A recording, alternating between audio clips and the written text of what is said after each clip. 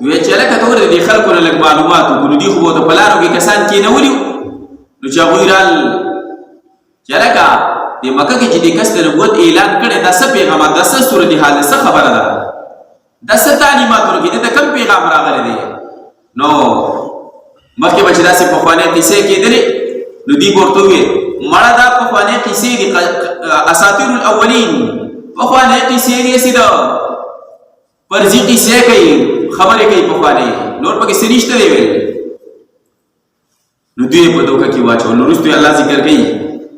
چې دی به دا خلک دوکه کول بغیر د علم نه یعنی دی په دې باندې هغه نورو خلکو هم د دلیل تپوس نه کوو تاسو په کوم بنیاد باندې په کوم دلیل باندې و چې دا خبره غلطه ده او دغه رنګې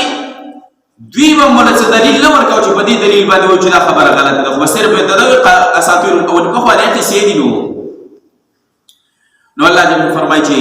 واذا قيل وکله چې ویل شلو دي د ماذا انزل څه شی راځي ربکم راستاسو یعنې دا خلک برال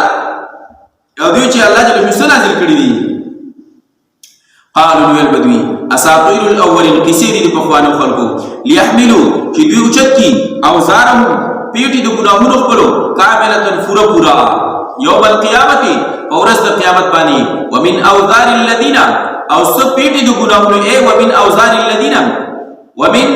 اوزار الذين او سب پیټي د ګناهونو د هغه کسانو یضلونهم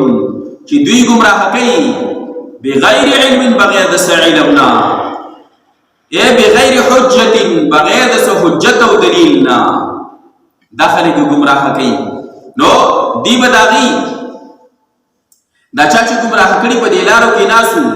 دوی ته خود دې گمراهي پوره سزا او بدله به ملاويږي خو چې دا کم خلک د ځان سره گمراه کړل د دې د ګناهونو نه به هم دې ته چې د حصہ ملاويږي او دا به بس نه کمیږي لکه څنګه چې حدیث مبارک کې راځي یو کس دی هغه د یو نیکه اراده وکړه یو د نیکه ابتدا وکړه یو د نیکه آغاز وکړو یو نیکی چې شروع کړه څومره کسان چې دغه نیکی کوي نو دغه عمل کوونکي ته هم ثواب ملاوي خو دا څومره کسان چې په عمل کوي د دې ټولو په عمل چې دی د هغه کس حصہ لکه اوس مثال په تور د تبلیغ ورو چې کوم आवाज لګي الیاس رحم الله دې ابتدا کړی دا نو نن سبا پس ولکونو خلک چې هغه تبلیغ کې ګرځي د شپې تهجد کوي او پنځه وخت مونږ پابندۍ سره کوي او نوافل کوي تلاوتونه کوي ذکرونه کوي په دې ټولو کې د الیاس رحم الله صدا دا څومره مؤمنان بندگان دغه لار باندې دی او دغه اعمال کوي څومره نیک اعمال کوي د الیاس رحم الله په حصہ کې چې دی هغه اکاونټ کې جمع کیږي او د دې سره کمیږي دغه رنګي یو کس د ګناه او ابتدا او د ګناه او کار شروع کو د ګناه د کار آغاز یو کو د دې ورځې قرآن کې الله فرمایي تاسو او حدیث مبارک کې راځي تاسو د نیکي چې د نیکي چې خدمتګاران شي د نیکي چې هغه مددګاران شي د ګناه مددګاران ما جوړيږي ګناه مددګار شو چې د ګناه کې مدد وکړو نو هغه خلک چې څومره ګناهونه کوي نو ستام پکې حصہ ده نو مثال به تور یو کس دی هغه ټي وی راوړو دا ټي وی خو چې دی خو پلار راوړي کنه اوس یو پلار دی هغه ټي وی راوړو دا څومره بچی چې ور سره ناس دي خزه ور سره ناس دا بچی ور سره ناس دي دا ټول ګوري نو دا هغه پلار اکاون خاصم چې دی جاری دی خدا نور چې ور سره ګوري نو د دې د ګنا نه هم دا اکاون کې چې جمع کیږي انکم کیږي دا چې بیا دا دی چې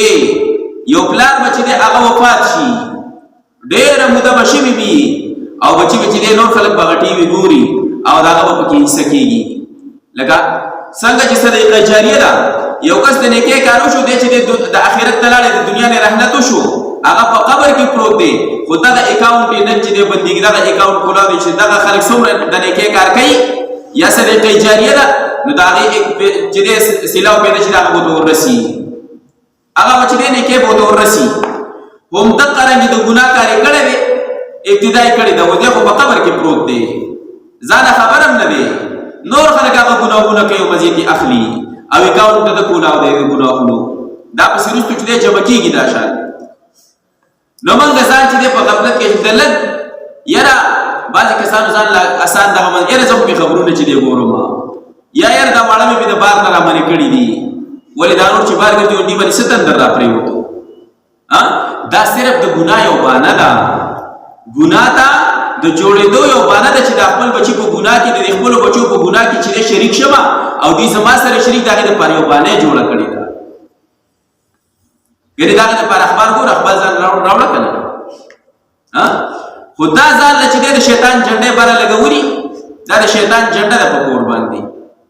نو دغه د شیطان جنډې لګولي نو دا چې یو بانه کتلي نو الله جل فرمایي چې د دغه خلکو کامله سزا د ګناهونو پیټه خو په خپل بار کړی خو چې څوک د ځان سره ګمراه کړي دي د ګناه عمل شروع کړی دی څومره خلک دغه ګناه کوي د هغوی نه به ورته حصه ملي د هغوی د پیټې نه به ورته پیټه میلاویږي وګوره د هغوی نه به څه کېږي نه هغوی هم دې نه خوشحالېږي چې زه زموږ دا خو به په بل باندې بار کېږي نه د هغوی هغه به خپل بار پورې پیټه به پورې دا به ورته ایکسټرا به میلاویږي ورته نو الله جل فرمایي الا ساء الا خبردار سا ډېر بد دی ما یې زیرون چې کوم دوی بار او بوج اوچتوي